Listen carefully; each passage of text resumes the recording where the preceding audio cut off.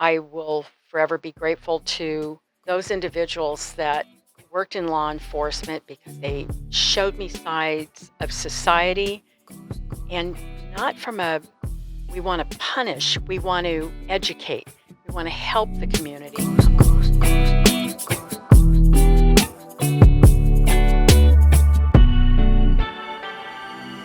Hello and welcome to the Few Podcast. I'm Robert Schein with Madison Evans. Hi, Madison. Hi, Rob. How are you? Good. We're going to have a great episode today. We have Lynn Mallotto, the mayor of Rancho, Mirage, and she's so dynamic.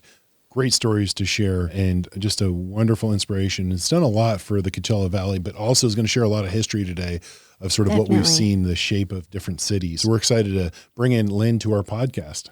Yes, we're honored to have Lynn here, and let's welcome her in. So I'm excited to have Mayor Lynn Mallotto from City of Rancho Mirage. Thank you for being in our podcast studio today. And thank you so much for the invitation. It's a treat. This is going to be fun. We go back some years. Yeah, just a few. We've had some great times together serving on a few boards and building the community together. But what you're doing right now is second to none. And I can't tell you how exciting to see you up there and lead the way. And I think Rancho Mirage is the best city in the Coachella Valley. We think so, too. Best run city in the Coachella Valley for sure. Too. So I'm excited to get to that. But before we do, Lynn, can we talk about Lynn?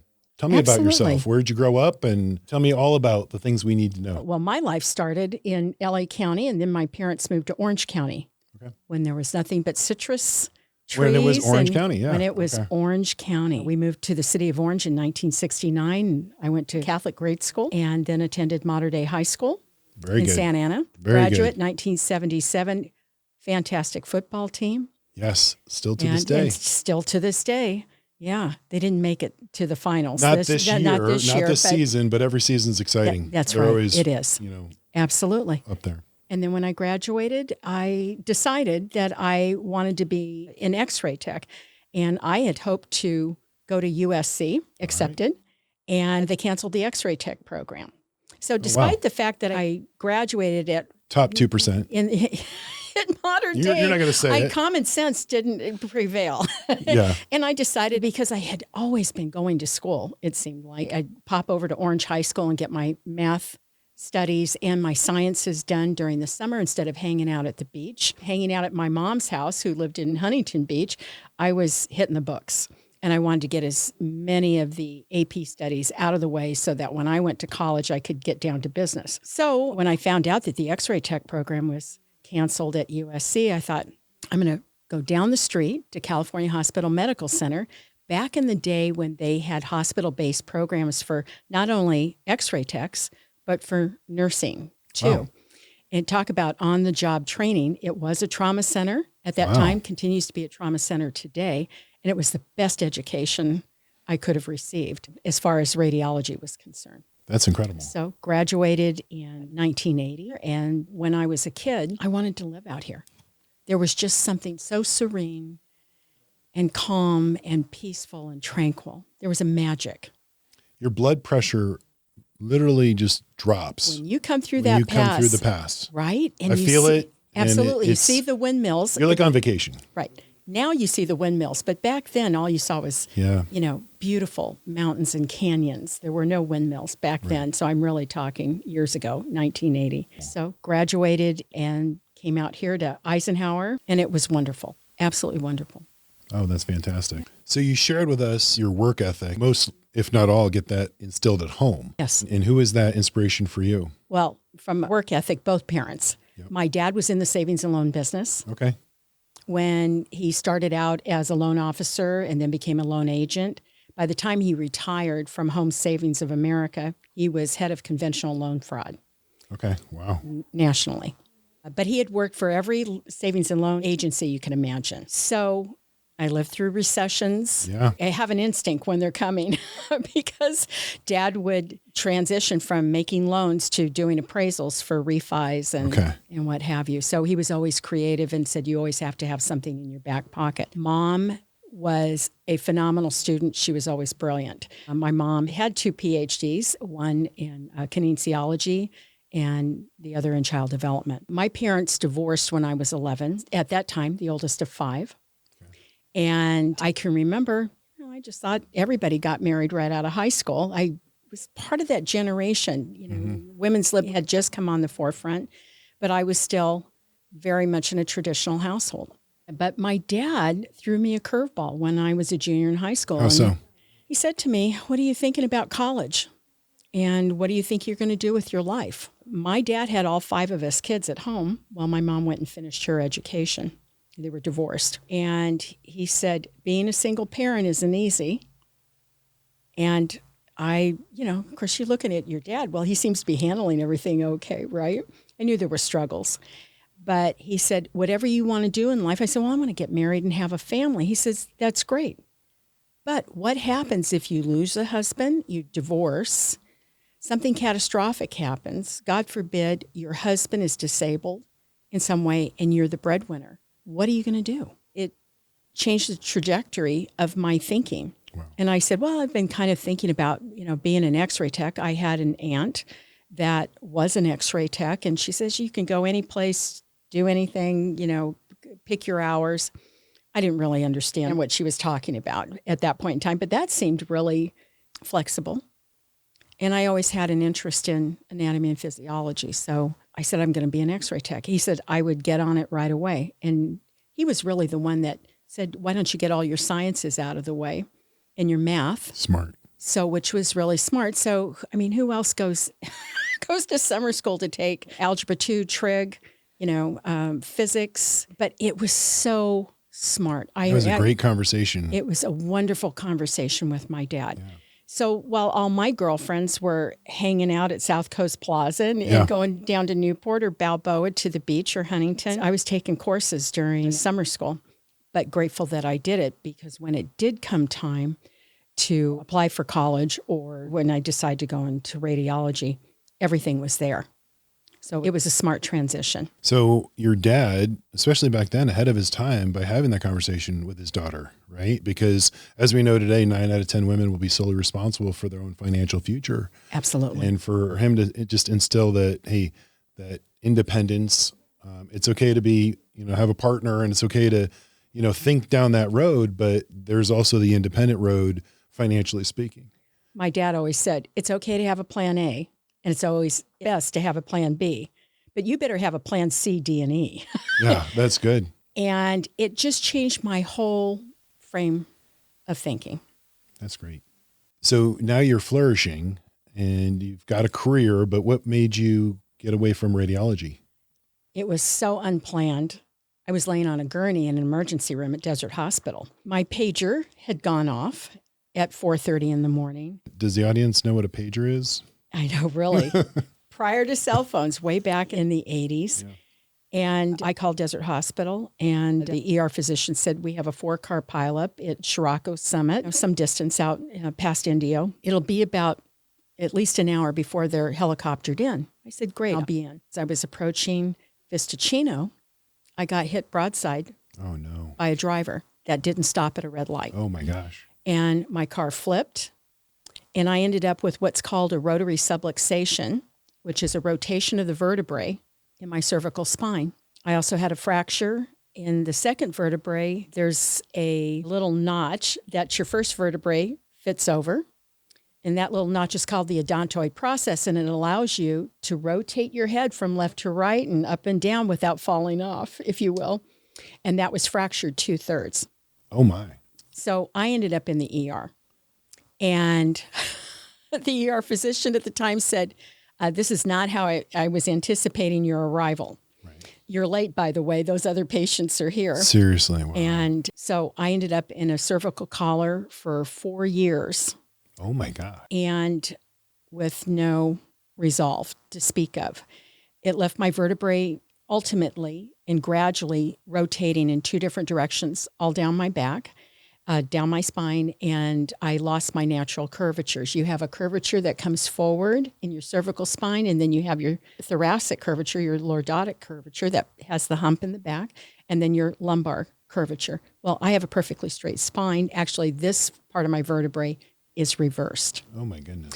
So the good news is I'm not in pain. I'm a little stiff on cold, wet days. I can tell when it's going to rain, but my career basically ended at that point in time. The hospital was great and they kept me on, and I did limited things. I was able to do mammograms and what have you, but I could no longer be lifting patients or pushing gurneys. Most of my work was done in the OR. I had one surgeon that said that I needed Harrington rods put in my back, typically used for a patient that has scoliosis to give them stability, but they would have had to put the rods very high up underneath my brainstem. And that's the way they did it at that point in time. And he couldn't guarantee that we would be successful. My mom was a physical therapist.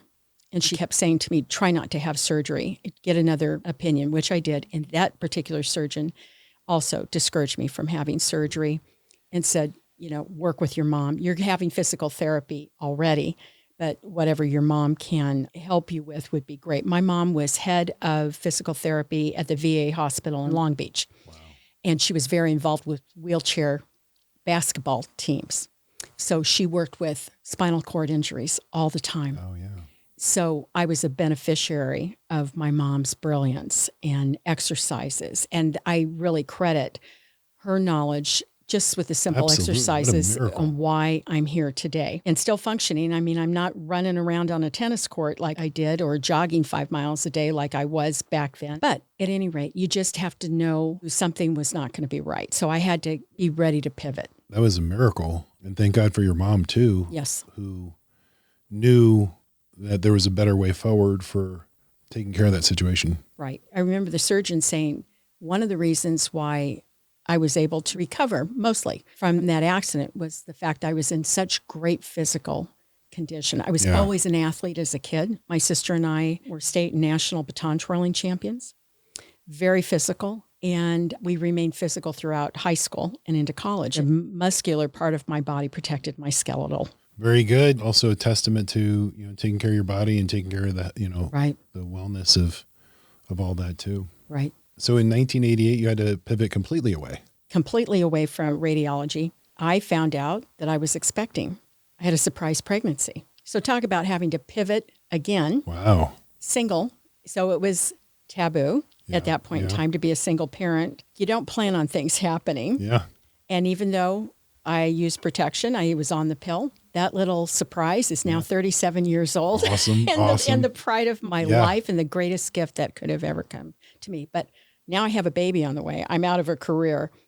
Pivot. Use the brain that the good Lord gave you. And I started a gift basket business that allowed me to stay home with my son. And I built a great little business working from home, a cottage industry. I took a chapter from one of my grandmothers who, with all of my cousins and my siblings, when they were getting married, she put a gift basket together. And it could be a laundry basket filled with whatever you need for the laundry. Or if it was a kitchen basket, had to have a garlic press in it, coming from an Italian family. Yeah. That's so and a wooden spoon. Exactly. A wooden spoon that you can throw or use or spank or what have you. Exactly. So fortunately, at that point in time, gift baskets were very popular. Oh, for sure. So I provided gift baskets for conventions here in the desert, the Esmeralda and the Ritz-Carlton and Desert Springs Marriott. Quite the entrepreneur. Yeah, well, by trial and error, but I did it. It worked, and it got me to the next phase. Tell us about that. Well, the next phase was my son's now 4. He's getting ready to go into kindergarten. Now it's time to get a real job. So I had been out of the workforce, so to speak, even though computers were making their entry during the 80s. By now it's 1991, 1992. I feel like I have missed a block of time that I have been so absent, if you will, from the professional world. And so it was a quick adjustment. I had the good fortune of being asked to apply for a position at Cathedral City Police Department.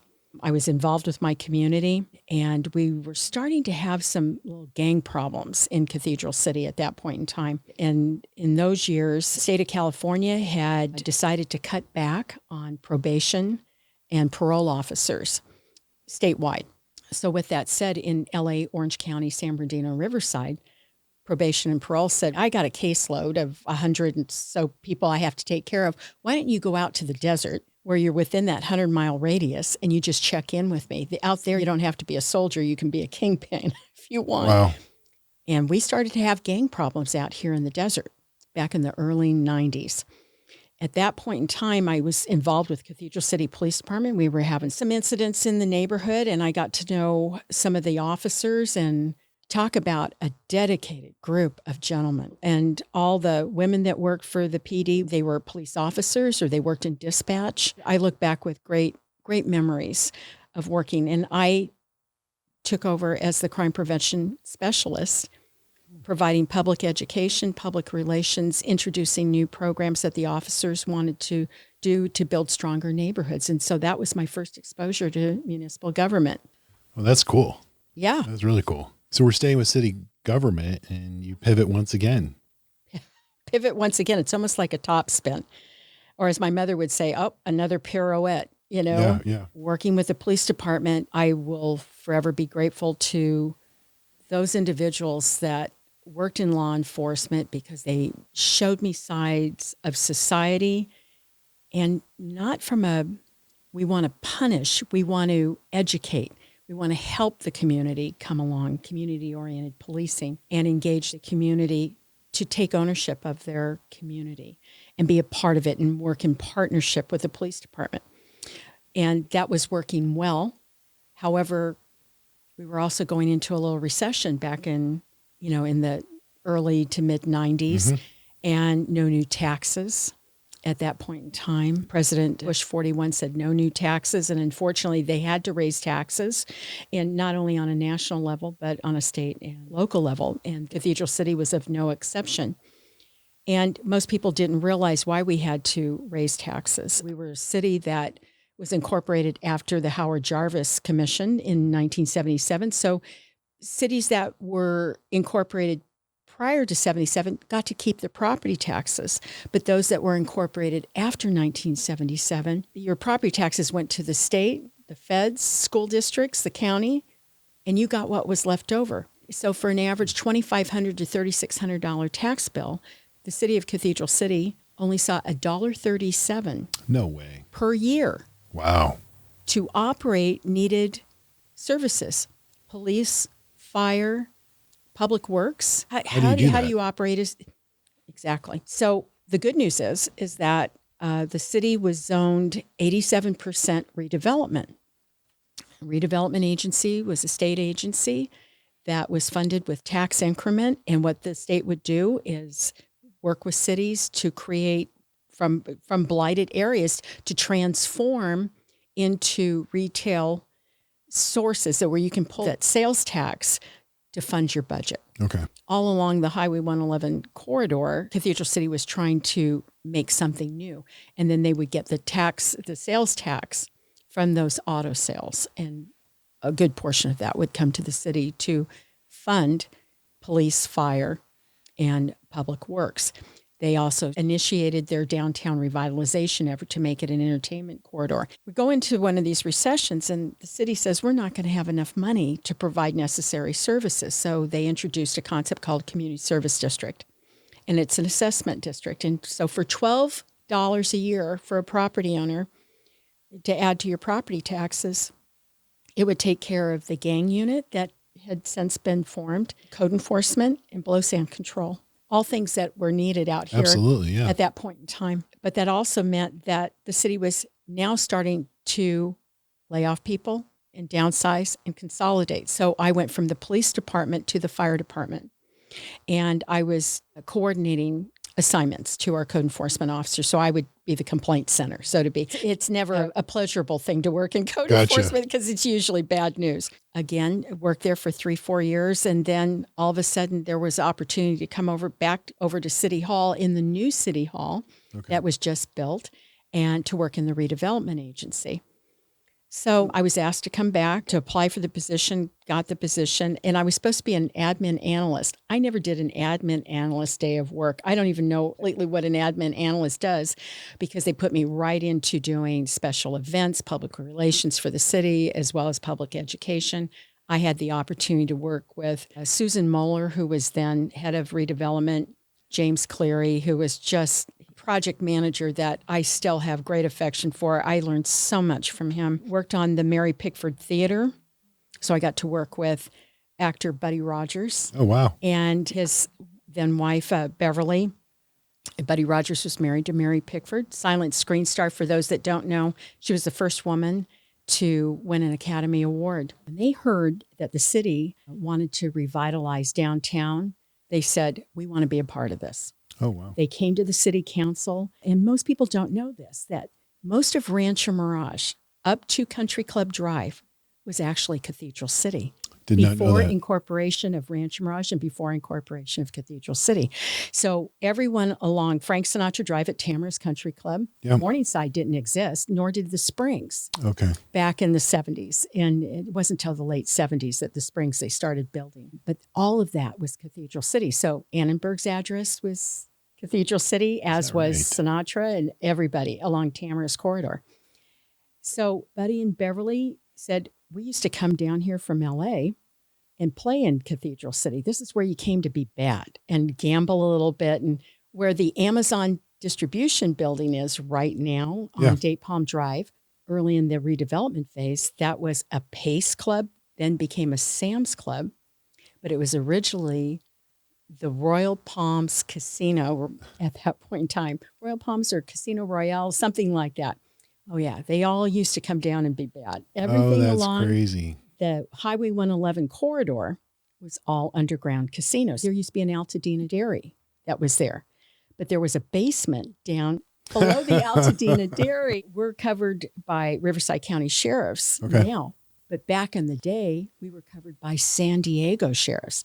And the sheriff from San Diego would call and say, okay, I'm giving you a 2-hour heads up. Get all the roulette tables and everything put away along the 111 corridor. Casino Royale was still operating legally, what's now Date Palm. But that 111 corridor, that's just where everybody went to be bad and have fun and let their hair down. What great history. Oh my gosh, it's amazing what was in Cathedral City. People have no idea. No. And when we did the land assembly, 2nd Street used to have a lot of little old apartments from the 1930s and 40s. Bob Hillary and his parents founded Cathedral City way before it was incorporated. And there were a lot of little apartments. And when we were doing what's called land assembly, we were buying up that land, relocating people to better living circumstances. Before we started tearing down those old apartment complexes, there was newspaper that was used from insulation. And there were articles about President Grover Cleveland, that he was assassinated. And I'm reading this, and there was an article about Pancho Villa. I mean, that's how old this stuff. That's crazy. So we very gingerly removed all that history and then gave it to our new Cathedral City Library at that point in time, which was a Riverside County library. I have no idea what happened to all that, but there were Kodak glass slides.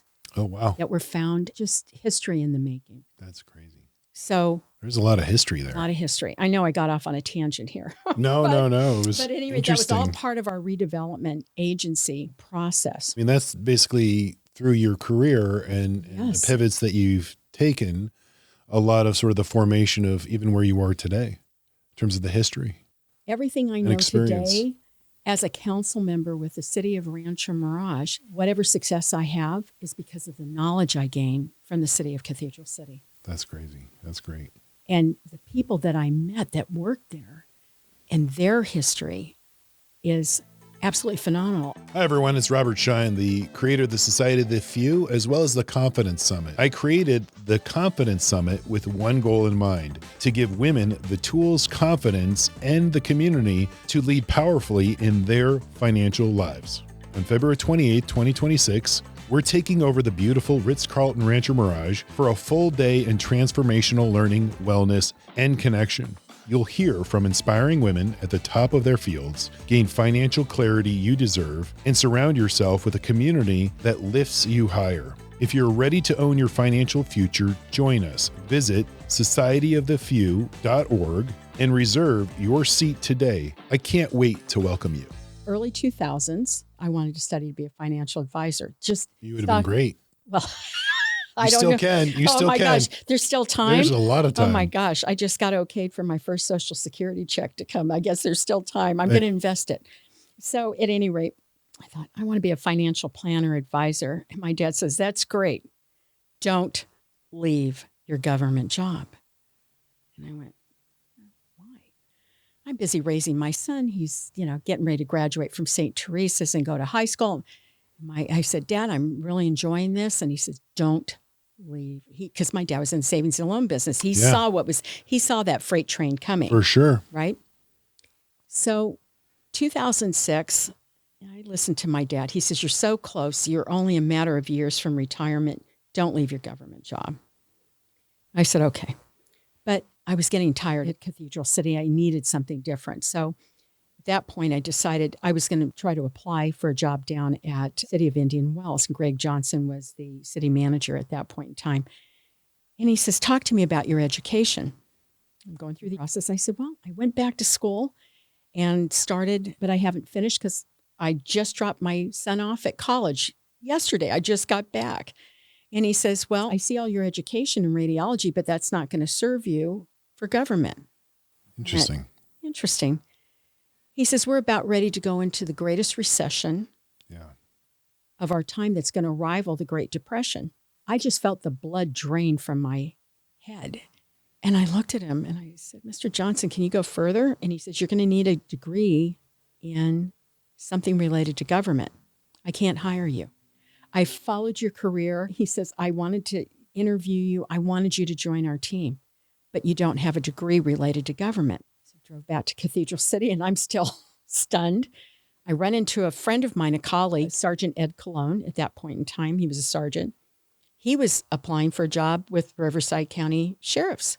I said, how did your interview go? He said, they told me I needed to get a degree quick. I said, I just had the same conversation down at City of Indian Wells. He said, a bunch of guys here are going to a program through Southern Illinois University, and it's based at March Air Force Base. I said, get me the information. We called that day and got enrolled. I think it was like in the next 4 weeks.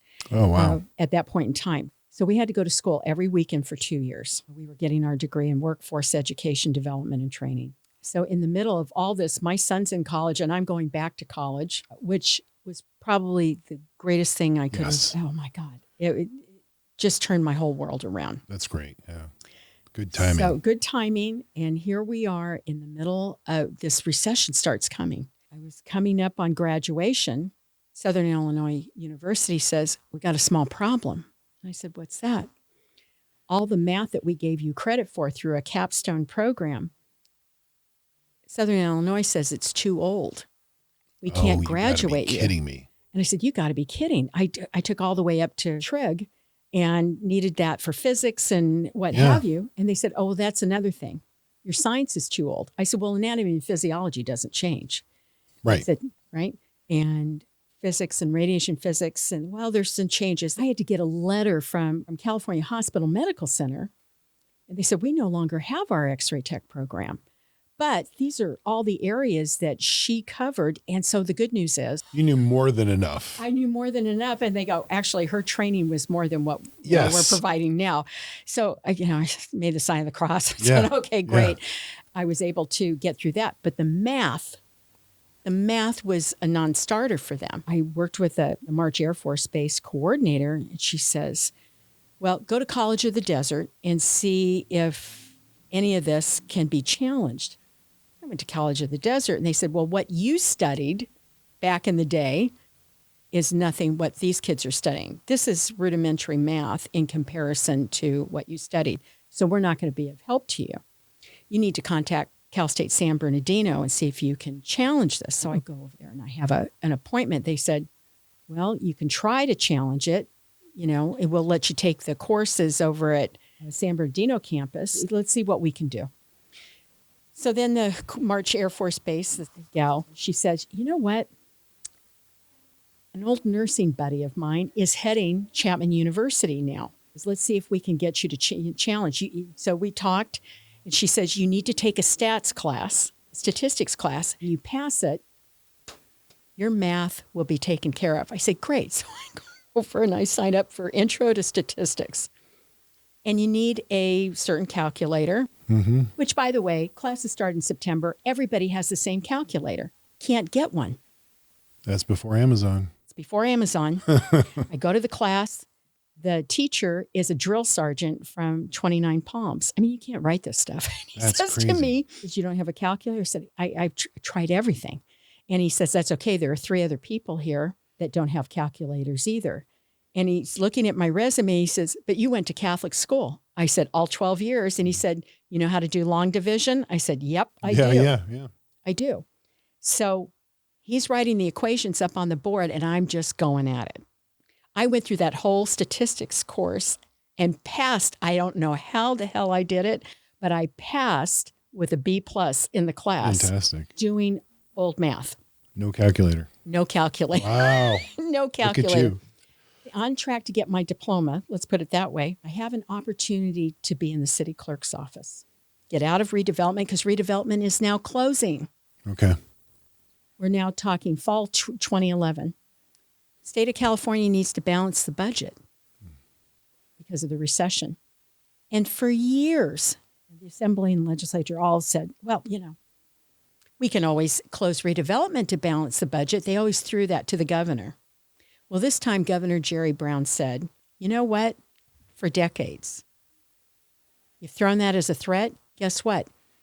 Either we close redevelopment, pull back all the land and pull back all those funds from the various cities, or the debt burden goes to the taxpayers. And we're not going to do that. We're going to close redevelopment." Well, then you had cities that were filing bankruptcies. Stockton, Visalia, San Bernardino, for an example, had to file bankruptcy.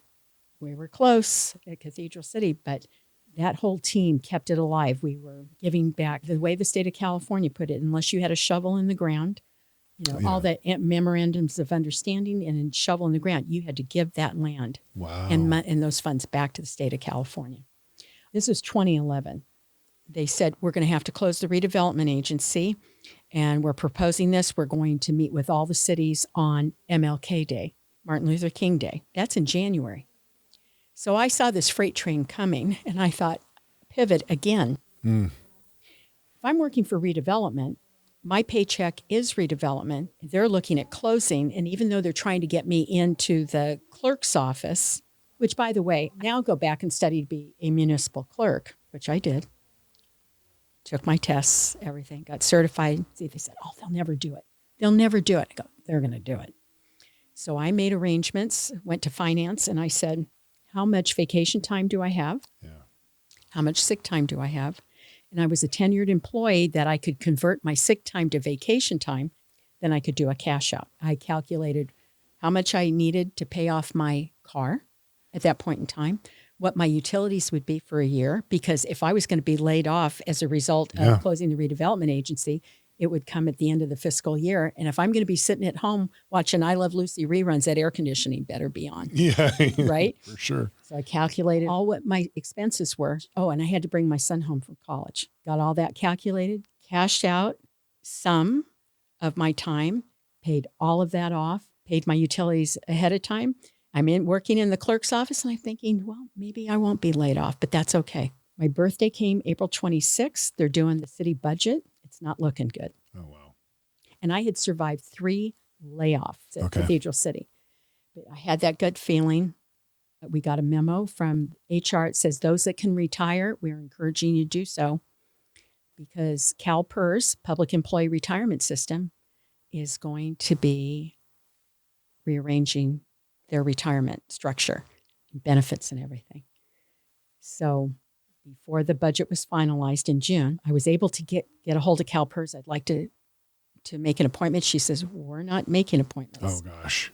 And the offices were in San Bernardino. And so CalPERS says, "But we take walk-ins."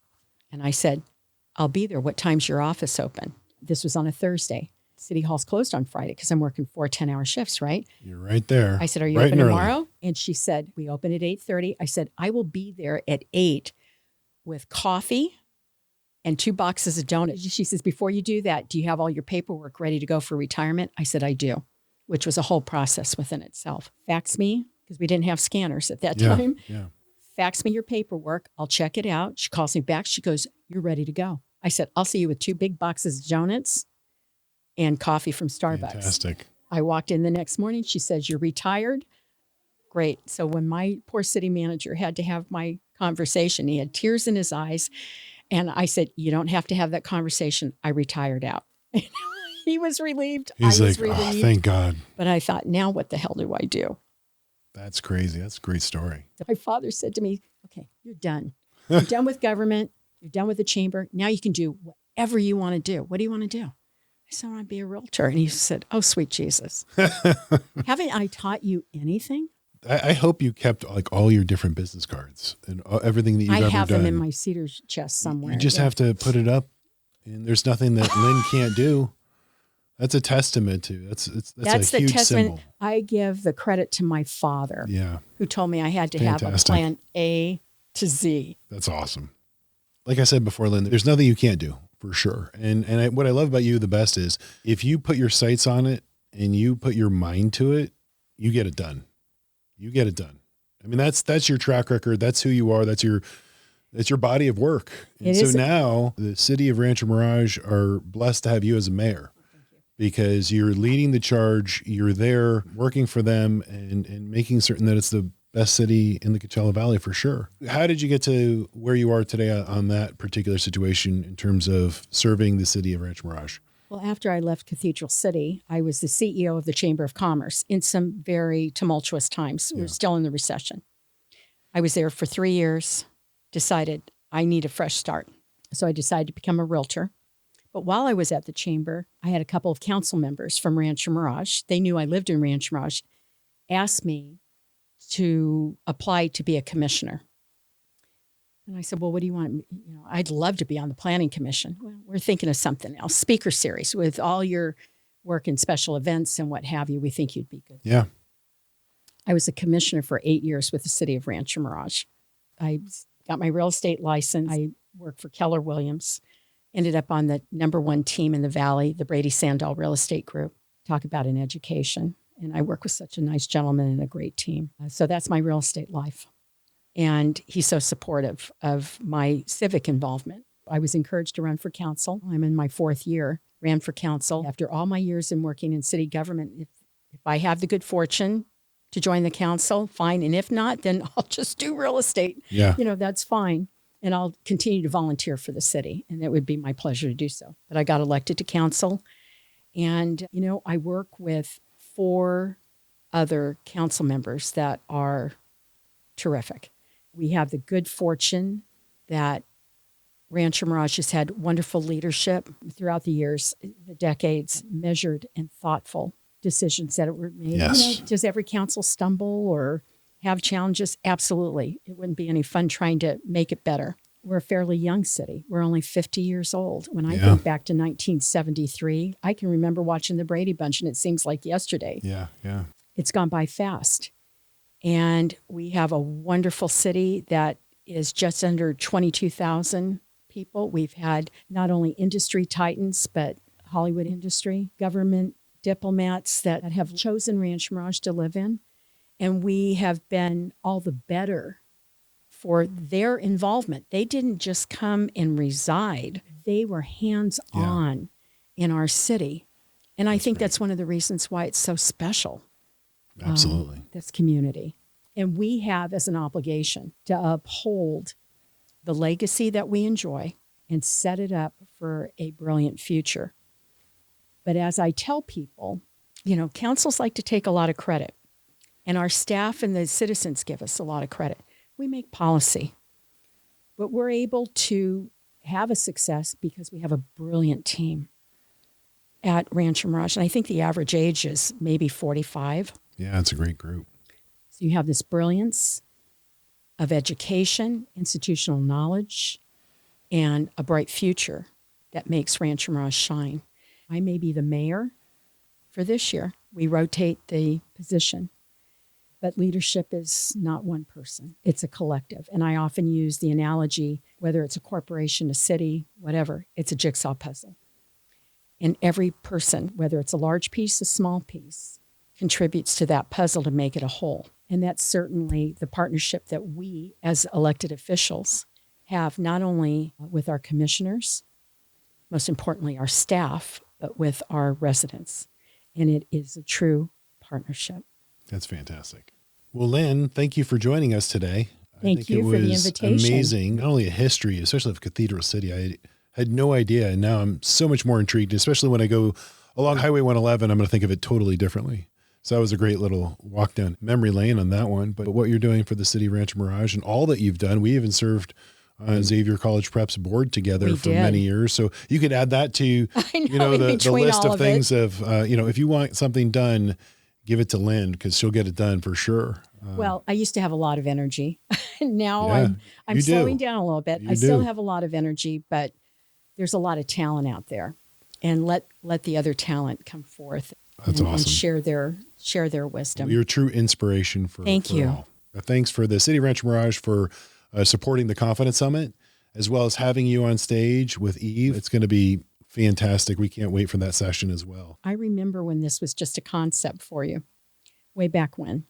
And to see this manifest itself, to see the women at last year's Confidence Summit, the young women that they're looking for direction, they're looking for inspiration, and to be so inspired by women that have blazed a trail, not easily. Yeah. It's just wonderful. Any woman who has been successful, it is incumbent upon us to help extend a hand. Awesome. And to help the next generation come up. Awesome. Well, we're looking forward to doing that in every way. We appreciate not only the support of the city, but your contribution as well in terms of being on there and being an inspiration. Thank you. I have a lot to be thankful for. And a lot to share. But it's been through the help others that have extended a hand paying it to forward. lift up. And I'm just playing it forward. Thank you for being with us today. Thank you. Madison was excellent having Mayor Mallotto in here. City's in excellent hands. And she's like a modern Wonder Woman where she's had so many different careers, so many different pivots through her careers, and then every level up, next level. So there's so much more in store for her. But City of Rancho Mirage is lucky to have her. I completely agree. As we close every episode, we have a couple quotes. The first is by Erin Brockovich. Change is opportunity in disguise. Tell me you've seen that movie. Julia Roberts? Erin Brockovich? You got to add that to your list. What's the name of the movie? Erin Brockovich. Oh, I haven't seen it. That's what I'm saying. I know you haven't seen it. Our second quote is by Margaret Fuller. If you have knowledge, let others light their candles in it. And we want to say a special thank you to the City of Rancho Mirage for sponsoring our upcoming Confidence Summit, which is February 28th, where you'll be able to see the mayor and Councilwoman Eve. And tickets are live for sale at societyofthefew.org. It's an event that you won't want to miss. Can't wait to see you all live at the summit, and stay tuned for our next episode. This podcast is brought to you by David Field Producer. It is produced and directed by David Field and Kristen George. And its mix, edit, and socials by Kristen George. Schein Wealth Management is a group of investment professionals registered with Hightower Services, LLC, member FINRA and SIPC, and with Hightower Advisors, LLC, a registered investment advisor with the SEC. Securities are offered through Hightower Securities, LLC. Advisory services are offered through Hightower Advisors, LLC. This is not an offer to buy or sell securities. No investment process is free of risk, and there is no guarantee that the investment process or the investment opportunities referenced herein will be profitable. Past performance is not indicative of current or future performance and is not a guarantee. The investment opportunities referenced herein may not be suitable for all investors. All data and information referenced herein are from sources believed to be reliable. Any opinions, news, research, analysis, prices, or other information contained in this research is provided as general market commentary. It does not constitute investment advice. Schein Wealth Management and Hightower shall not in any way be liable for claims and make no expressed or implied representations or warranties as to the accuracy or completeness of the data and other information, or for statements or errors contained in or omissions from the obtained data and information referenced herein. The data and information are provided as of the date referenced. Such data and information are subject to change without notice. This document was created for informational purposes only. The opinions expressed are solely those of Schein Wealth Management and do not represent those of Hightower Advisors, LLC, or any of its affiliates.